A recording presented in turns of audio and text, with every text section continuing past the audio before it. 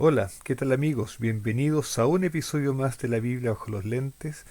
En esta serie de estudios o reflexiones que estamos haciendo sobre los salmos que forman parte de la liturgia sabática.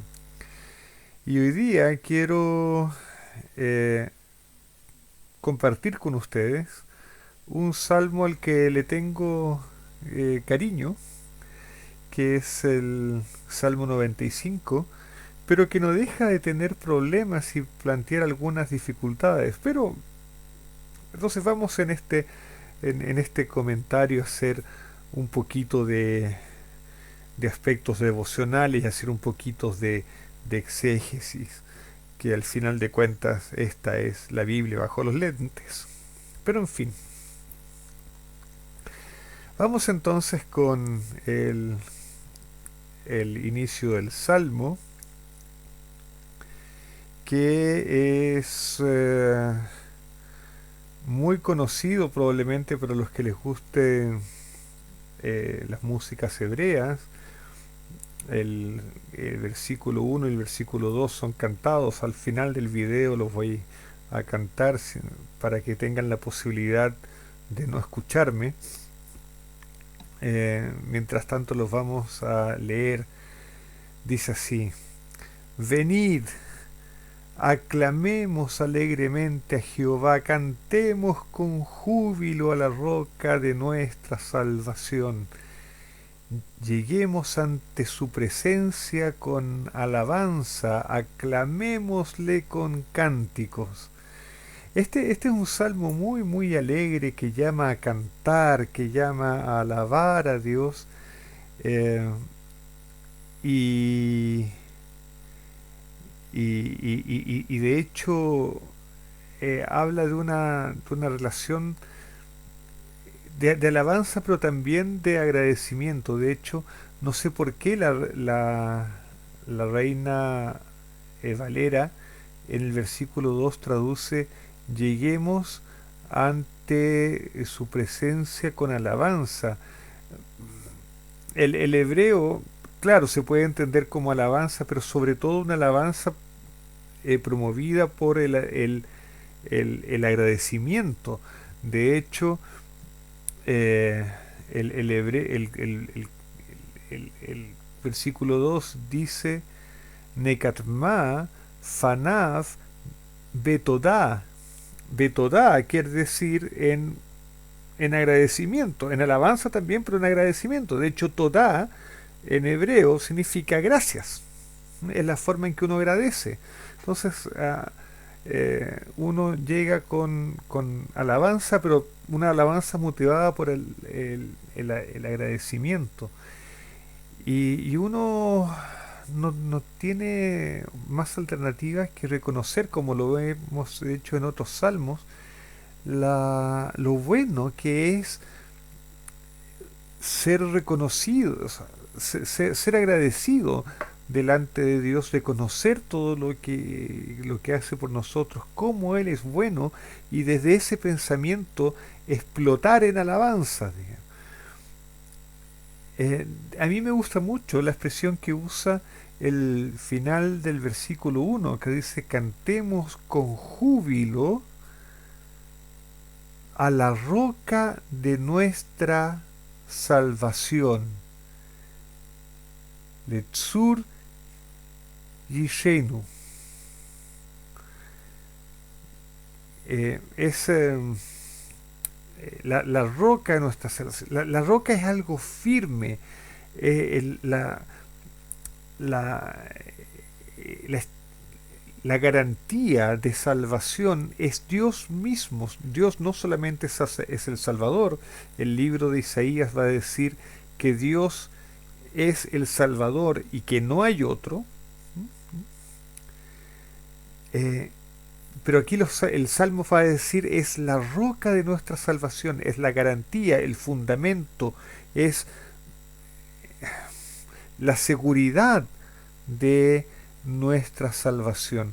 Ahora tenemos que recordar que en el contexto del Antiguo Testamento, la palabra salvación, yo diría que casi nunca tiene, o tal vez nunca tiene el sentido puramente espiritual que tiene muchas veces en contextos cristianos.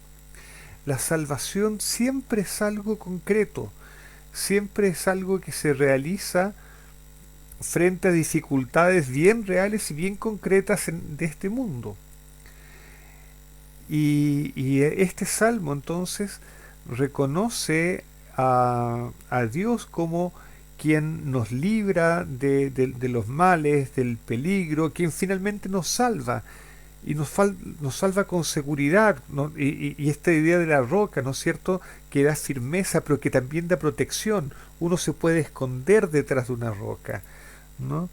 Es, uh, es muy linda y muy inspiradora. Entonces, por esa certeza de este Dios que nos salva, podemos llegar a su presencia con alabanza de gratitud, ¿no es cierto?, con esta sensación de gratitud y aclamar con cánticos. Con el cántico tiene la gracia, la canción en realidad es que es casi una expresión directa del alma, es la expresión humana que sale desde el fondo del corazón. Aquí se trata de realmente entregarlo todo en alabanza y en adoración a Dios. Verso 3. Aquí se van a empezar a enumerar las razones.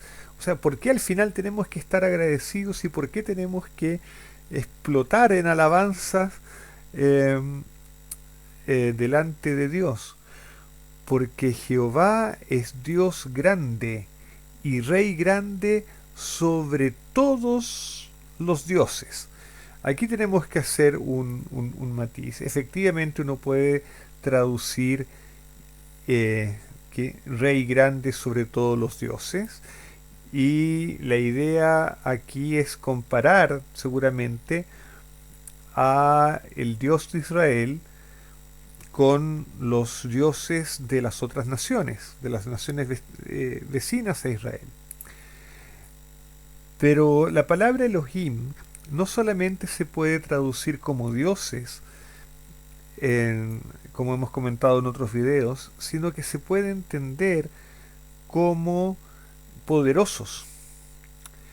Y Dios es el Rey que es mayor, que es grande y que está por sobre todos los poderes en el cielo y en la tierra. Es más grande. Entonces cualquier cosa que nos parezca poderosa no tiene comparación con Dios. Ahora, esto es, yo creo que es relevante hacer esta aclaración para traer este salmo a un contexto actual. En el contexto actual nosotros no estamos muy acostumbrados a lidiar con dioses que no sean el Dios de Israel. Y probablemente no sea un problema, no haya necesidad de comparar el Dios de Israel con dioses paganos, porque probablemente en nuestro contexto no hay mucho de eso. Pero sí, nosotros enfrentamos poderes, nosotros de repente nos sentimos dominados o bajo el yugo de poderes políticos, poderes económicos, poderes religiosos, poderes de todo tipo. Sentimos que hay gente con autoridad sobre nosotros de muchas maneras. Bueno, este salmo nos viene a recordar que primeramente Dios es rey, primeramente es Dios grande, es un Dios grande, es Dios, el Dios grande, ¿no? Pero también es rey, y si es rey, él gobierna, no existe rey que no gobierne, el rey tiene que gobernar, tiene que dirigir, por lo tanto está a cargo de lo que podríamos decir la administración del mundo. Y está por sobre todos los poderes aparentes en el cielo y en la tierra, o poderes muy muy reales para nosotros, pero aparentes en el sentido de que en realidad uno no se da cuenta que Dios está a cargo de todo y que Dios domina todo. Entonces, cuando nosotros nos sentimos que estamos bajo el yugo, la opresión incluso de poderes que son mucho mayores que nosotros y que parecen dominarnos y finalmente nos aprisionan, bueno, tenemos que recordar que Dios es el Rey grande que está por sobre de todos esos poderes, que finalmente todo depende de Dios y que Dios eh, puede determinar lo que suceda con estos poderes intermedios, digamos. Y es por eso justamente que Dios es la roca de nuestra salvación. Nos salva del daño, de la opresión, del yugo, del sometimiento a estos poderes menores que son tan reales para nosotros, pero que delante de Dios no son nada. Versículo 4. Porque en su mano están las profundidades de la tierra y las alturas de los montes son suyas. Es decir, Dios domina en todo, Dios domina en el ámbito natural, en los fundamentos del mundo, en las montañas más altas. Versículo 5. Suyo también es el mar, pues Él lo hizo, y sus manos formaron la tierra seca. Es decir, Dios es el creador, Dios es el fundamento de todo, Dios es el que dirige, Dios es el que está por detrás de esta realidad que nosotros vemos. Por lo tanto, Él tiene poder sobre todo y no hay nada que se le escape. Y eso es motivo de alabanza. Y ese Dios que lo domina todo está a nuestro favor. Debía haber colocado el teléfono en silencio. Ese Dios está en nuestro favor y es la roca de nuestra salvación. Verso 6. Venid, adoremos, postrémonos, arrodillémonos delante de Jehová nuestro Hacedor. Entonces, de nuevo, ¿no? Esta idea de que debemos ir a Dios en adoración.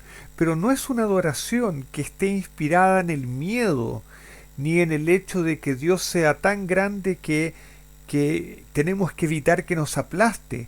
Es muy por el contrario. Por eso es que yo hacía tanto hincapié al comienzo, en el versículo 2, en esta idea de la gratitud. Es justamente que este Dios grande, este Dios todopoderoso, este Dios que está por sobre todos los poderes de la tierra, que reina sobre los poderes de la tierra, está a nuestro favor, se preocupa por nosotros, finalmente nos ama, es lo que debería tocar nuestras fibras más íntimas y llevarnos a una adoración completa. Debería llevarnos a lo que a lo que se nos pide en el libro de Deuteronomios, ¿no es cierto? Que amemos al Señor nuestro Dios con todo nuestro corazón, con toda nuestra alma, con todo nuestro ser finalmente, ¿no? Verso 7. Porque Él es nuestro Dios, nosotros el pueblo de su prado, y ovejas de su mano. Y aquí van a comenzar los problemas, pero primero quiero resaltar el aspecto devocional. Porque aquí hay una cosa interesantísima, porque el versículo 7 nos revela algo que nos hace explotar la cabeza. Y es que Dios no es solamente el Dios que dirige todo el universo, no solamente el Dios que ha creado todo el universo, no solamente es el Rey que reina en todo el universo. Él es nuestro Dios. Cuando dice nuestro Dios, hay una relación especial entre ese Dios y este nosotros. Hay un vínculo, hay una preocupación, porque Él es nuestro Dios. No es el Dios de los filósofos que es ajeno, no es el Dios de Aristóteles que sirve como motor inicial del mundo, como la causa primera, pero que no tiene nada que ver con los seres humanos. Es decir, es un Dios completamente alejado, un Dios que ni siquiera se importa con lo que sucede con nosotros. No, no, no, no, no se trata de eso, porque Él es nuestro Dios. Nosotros, el pueblo de su prado, y ovejas de su mano. Es decir, aquí está colocando a Dios en una situación de pastor. El pastor que cuida de sus ovejas. Hay toda una sensación de cuidado en este versículo. Y eso es lo que tiene que motivarnos aún más a la adoración. No estamos adorando a un Dios que es indiferente. Estamos adorando y amando a un Dios que nos ama, que nos amó primero, un Dios que se preocupa por nosotros, que no es indiferente, un Dios que está atento, y diríamos incluso un Dios presente. Y eso no solamente tiene que ver con nuestra cabeza, el saber que hay un Dios, sino que tiene que saber, tiene que ver con nuestro corazoncito, ¿no? Con nuestra parte emocional. Hay tanta ternura aquí. Pero bueno, ahí terminó el aspecto devocional. Vamos al aspecto un poco más técnico de la exégesis.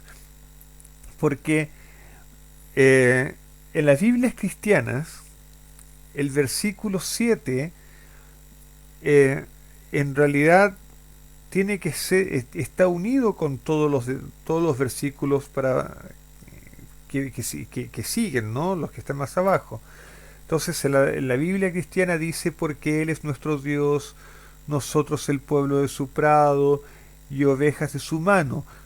Punto. Si oyereis hoy su voz, no endurezcáis vuestro corazón como en Meriba, como en el día de Masá, en el desierto, donde me tentaron vuestros padres, me probaron y vieron mis obras. O sea, si oyeres hoy mi voz, no endurezcáis vuestro corazón. Esa es la secuencia.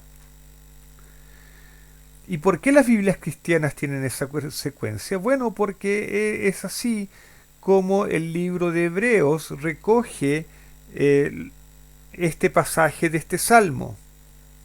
Entonces, si oyeres hoy mi voz, eh, se, se, se puede interpretar como, si oyeres hoy su voz, como si hoy día te ha llegado la voz de Dios, si hoy día te llega el mandato de Dios, hazle caso, obedécele. Y el libro de Hebreos usa este pasaje en su argumentación de que si ha llegado a tus oídos el Evangelio de Jesús como el Mesías, entonces obedece ese pasaje, ese Evangelio, ese llamado, porque o si no, estarías endureciendo tu cerviz y no vas a entrar al reposo de Dios, como dice el versículo 11. Pero en la Biblia hebrea, la estructura del versículo 7 es un poco distinto. En el versículo 7, a ver, esto tengo que explicar un poco cómo funciona la estructura gramatical de las frases en la Biblia hebrea. Eh, en, a pesar de que en los salmos funciona un poquito distinto y este puede ser el caso, pero en general la,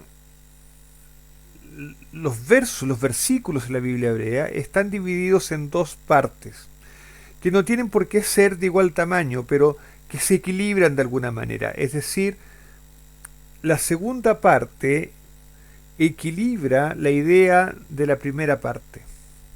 Y eso está señalado por un símbolo que se llama Atnaj, que es esta cuña que está aquí. A ver, vamos a ver si lo consigo mostrar. Esa cuña ahí abajo, eso es el Atnaj. Y eso estaría representado por el punto aquí. Es una pausa, es una pausa. Pero de alguna manera, esta segunda parte tiene que equilibrar esta primera parte. Entonces, y el versículo termina aquí, con vos.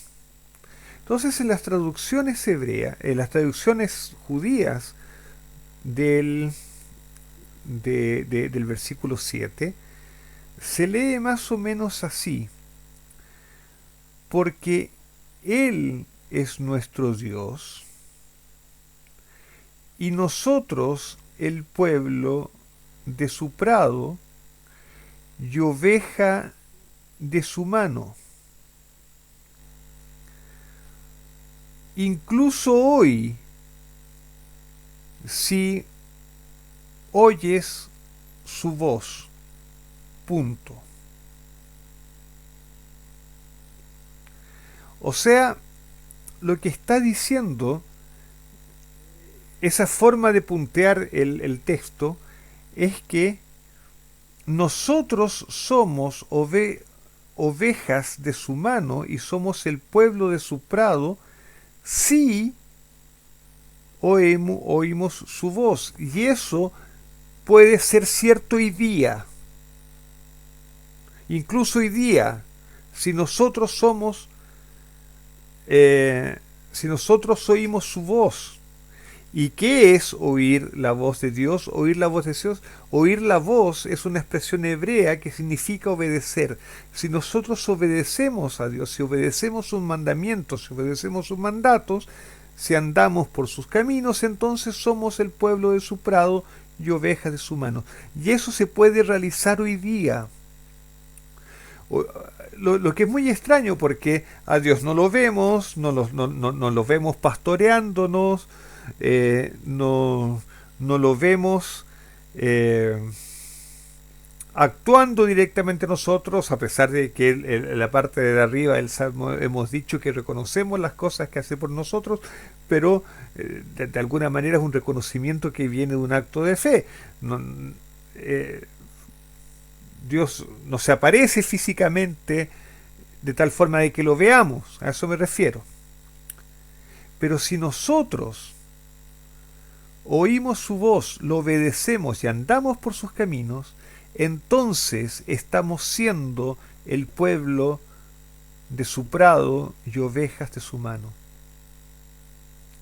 Y el versículo 8, entonces, en esta lectura estaría separado. Y ahora viene la advertencia.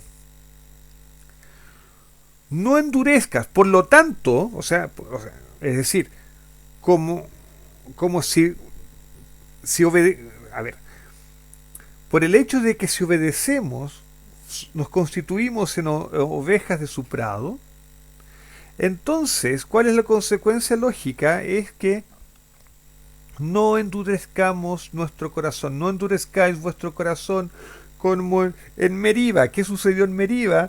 En Meriba, el pueblo de Israel, luego después de haber salido de Egipto, justo después de haber atravesado el Mar Rojo, el Mar de los Juncos, llegó a un lugar donde no había agua y reclamaron y dijeron: ¿está Dios con nosotros, sí o no?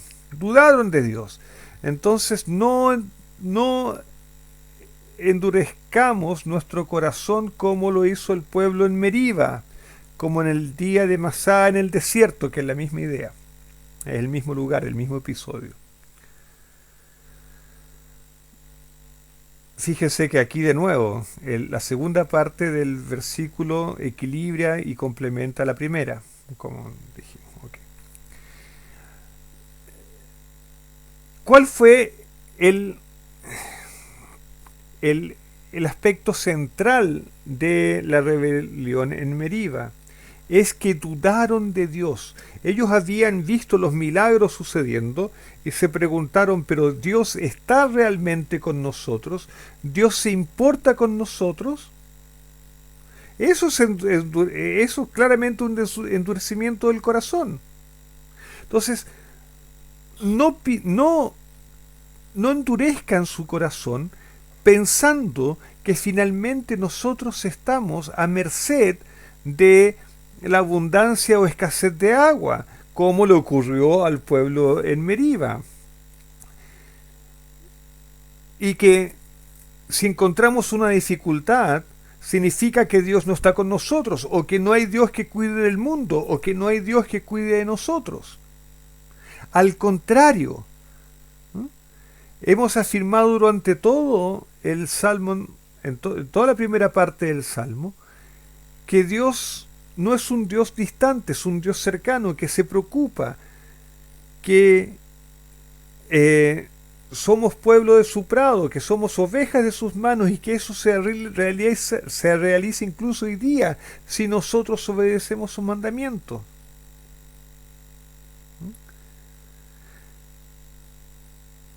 Hemos dicho que Dios es el Rey grande que domina sobre todos los poderes, pero podría llegar a darse el caso que nosotros estemos tan acostumbrados a ver aquello que es evidente, que para nosotros esta realidad sea tan real, que nos haga creer que no existe otra cosa que aquello que nosotros, sino aquello que nosotros vemos, y que por lo tanto los poderes a los que nos sentimos sometidos son los únicos poderes reales, y acabemos negando que Dios está con nosotros, que Dios nos cuida, que Dios está por sobre todo este mundo y por sobre todo el sistema de cosas. Entonces, si uno endurece su corazón a tal punto de dudar de que Dios está con nosotros, eso es justamente rebelarse contra Dios, es tentar a Dios como lo hicieron los antiguos en el versículo 9. ¿Y cuál fue el resultado de eso? ¿Cuál es el resultado de eso? Bueno, versículo 10. 40 años estuve disgustado con la nación. Es Dios el que está hablando. Y dije, pueblo es que divaga de corazón, y no han conocido mis caminos. Por tanto juré en mi furor que no entrarían en mi reposo. Y el salmo termina ahí. Termina de una manera drástica y muy extraña. Es un salmo que empieza alabando a Dios, que comienza con mucha alegría y termina con esta nota depresiva. No entrarán en mi reposo.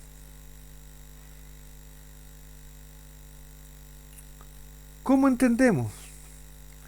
Bueno, lo que tenemos que entender de este salmo es justamente que entrar en el reposo de Dios, solamente podemos entrar en el reposo de Dios cuando nosotros reconocemos a Dios como el Rey que está por sobre todos los dioses y sobre todos los poderes, es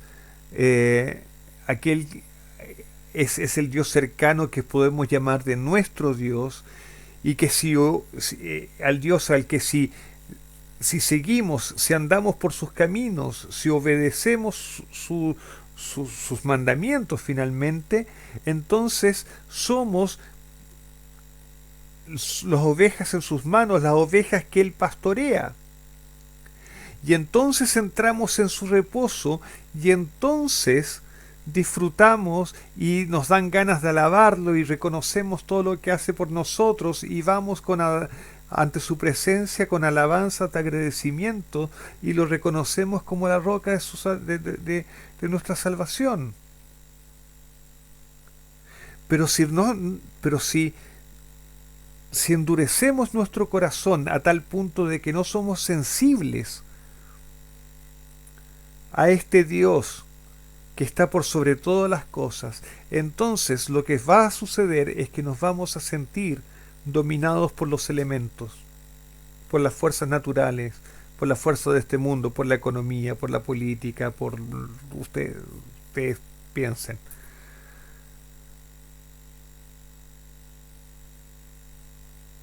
Y no solamente vamos a desconocer a Dios, sino que no vamos a poder disfrutar del reposo que Dios quiere que tengamos. Y ahora uno entiende por qué este salmo es leído todos los sábados en el culto de recepción de sábado. Este es un salmo de Kabbalat Shabbat, de la recepción del sábado. Porque finalmente cada inicio de sábado tenemos dos alternativas. Tenemos dos caminos posibles. O darnos cuenta que todo lo que ha pasado en la semana, sea bueno o sea malo,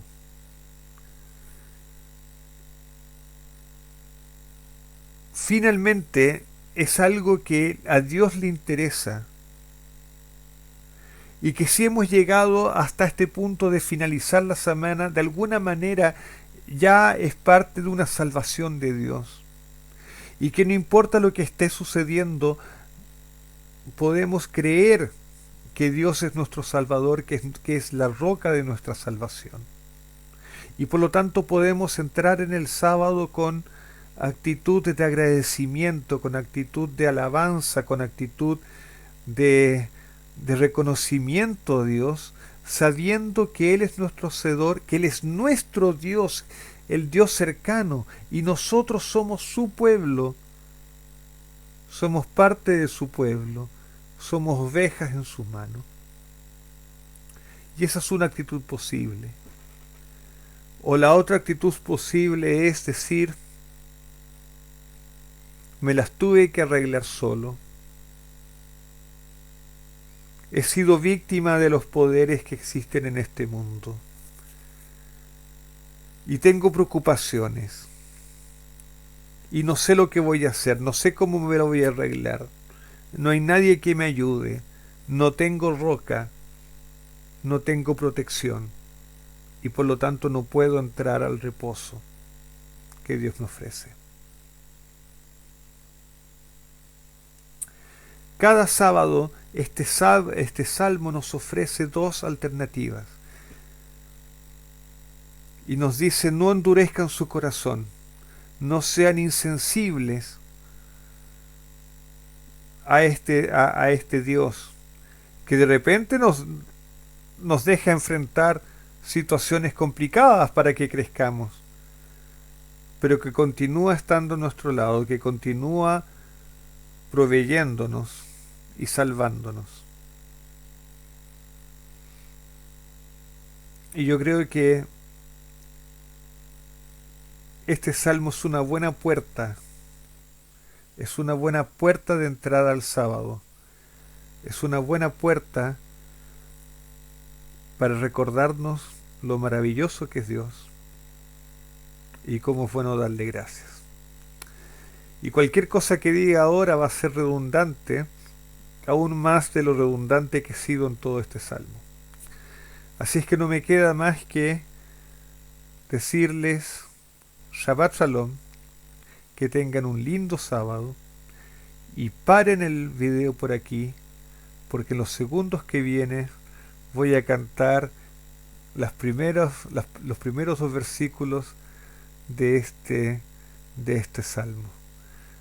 Lejuneranena, lejuneranena, lejuneranena Lashem, lejuneranena, lejuneranena, lejuneranena Lashem, Naria, Naria, Letzur Yishenu, Nekatma fanav betoda, Naria, Naria, Lesur Yishenu, Vizmirot nerialo, Lejuneranena, Lejuneranena, Lejuneranena Lashem, Lejuneranena, Lejuneranena, Lejuneranena Lashem. Shabbat Shalom.